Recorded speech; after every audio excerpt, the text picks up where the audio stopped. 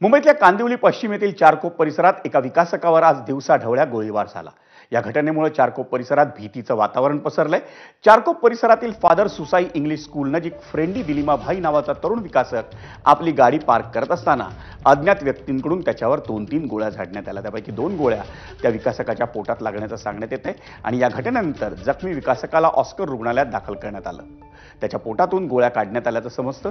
दरम्यान या प्रकरणातील आरोपी गोळीबार करून फरार झालेत, पण परिसरातल्या सीसीटीव्ही कॅमेऱ्यांमधून फुटेज मिळवून पोलिसांनी आपला तपास सुरू केलाय।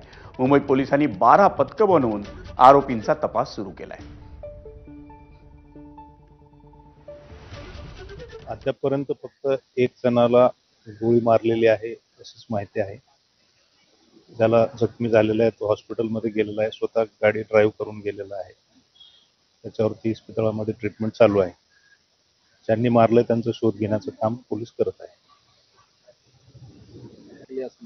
आरोपींचा शोध घेण्यासाठी 12 टीम्स तयार केलेल्या आहेत। लोकल पोलीस पण आहेत, क्राईम ब्रांचचे पण लोक आहेत। फॉरेन्सिकची टीम येऊन त्यांनी जागेचं निरीक्षण केलेलं आहे आणि त्यांनी काय पुरावे सापडतात तपासत आहे। म्हणजे कांदिवली